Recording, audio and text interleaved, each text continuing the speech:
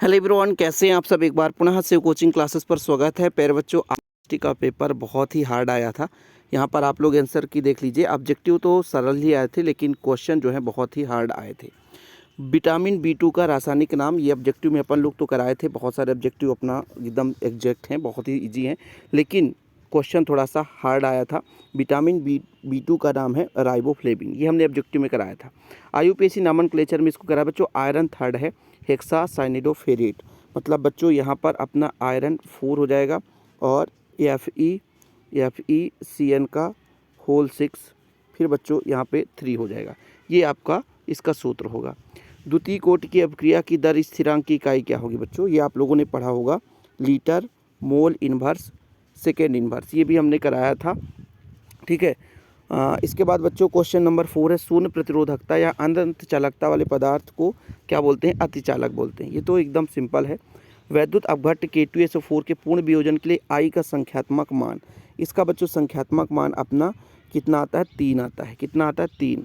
इसके बाद चलते हैं अपन यहाँ पर बच्चों, सही विकल्प में उत्तर लिखिए।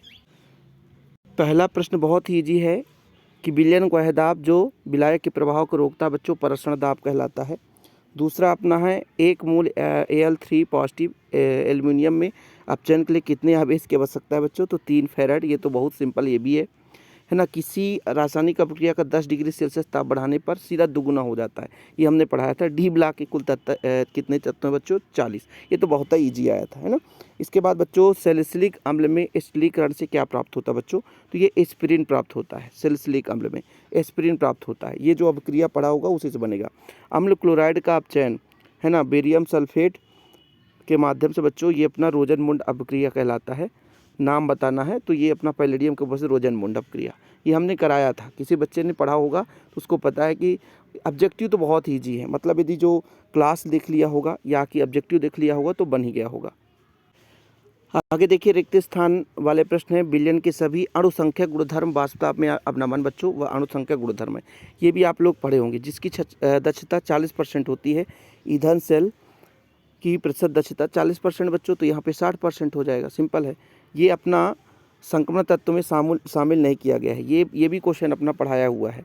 CCl4 में घुली ब्रोमीन को एल्कील में डालने पर ब्रोमीन का लाल रंग विलुप्त हो जाता है। ये किसी अणु में की पहचान करने के लिए किया जाता है बच्चों, तो द्विबंध के लिए पहचान के लिए, द्विबंध पहचान के लिए एक महत्वपूर्ण विधि है। एमिनो में एक असहभाजित इलेक्ट्रॉन युग्म उपस्थित होने के कारण ये क्षार दर्शाता है बच्चों। इन्हीं इलेक्ट्रॉन युग्म कारण तो ही क्षार है। प्रोटीन के जलापघटन से केवल क्या प्राप्त होता है बच्चों, प्रोटीन के जलापघटन से केवल, तो जब प्रोटीन का जल अपघटन होता है फिर बच्चों तो क्या प्राप्त होता है, आप लोगों को पता है कि एमिनो अम्ल से अपना प्रोटीन बनता है, तो प्रोटीन का जल अपघटन होगा तो एमिनो अम्ल का निर्माण होगा। ठीक है। तो ऑब्जेक्टिव तो मैं बोलूँ तो ऑब्जेक्टिव बहुत ही ईजी था। यदि कोई बच्चा थोड़ा बहुत भी दिमाग, तो ऑब्जेक्टिव बन जाएगा उससे, है ना। विलयन की चालकता तनुता के साथ बढ़ती है, तो ये गलत है बच्चों। तनुता बढ़ाने पर विलयन की चालकता आयनों पर डिपेंड करता है, तो आयनों की संख्या कम होगी, है ना।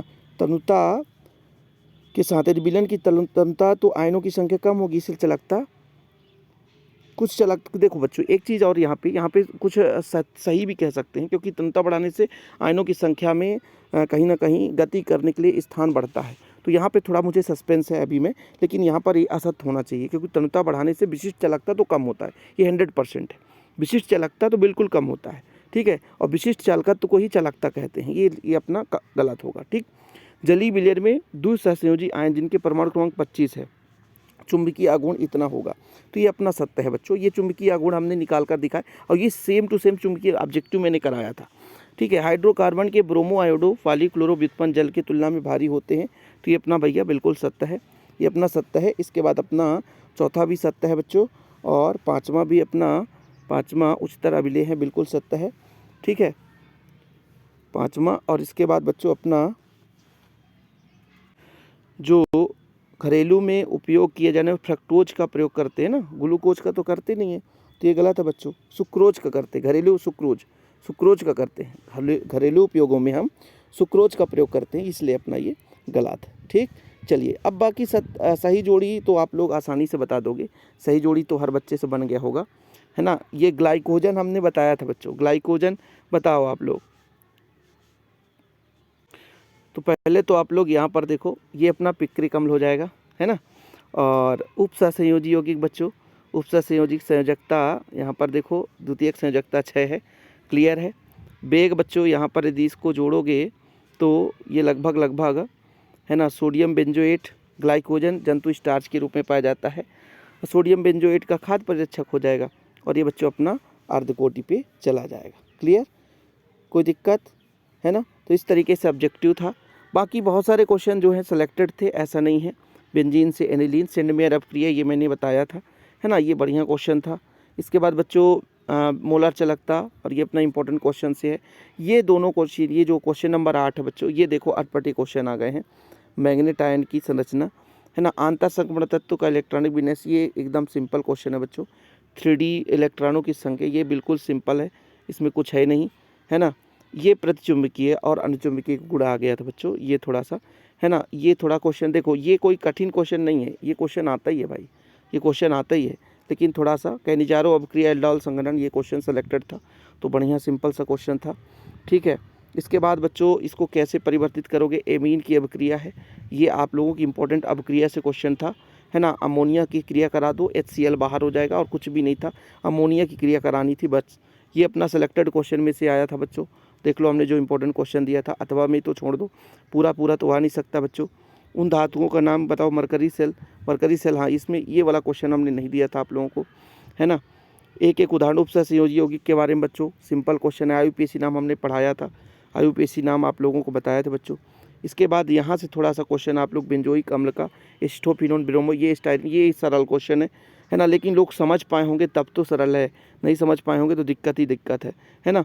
इसके बाद बच्चों आप लोग देख लो, है ना, नाम से दे दिया है तो बहुत सारे बच्चों को दिक्कत होगी। बाकी उम्मीद करता हूँ कि आप लोगों से बन गया होगा। आप लोग बताइएगा भाई कैसे कैसे। अब देखो ये वाला जो क्वेश्चन है, क्या होता है जब बढ़िया क्वेश्चन है, सिलेक्टेड है, लेकिन आप लोगों को दिक्कत हुई होगी, है ना। जो यदि बेसिक से पढ़ा होगा तो उनको कोई दिक्कत। हेनरी का नियम, ये क्वेश्चन आ गया, हेनरी का नियम 2 अनुप्रयोग। एल्कोहल एवं जल में विलयन आणविक अन्योन क्रिया की क्या भूमिका है ना, उत्प्रेरक का प्रभाव।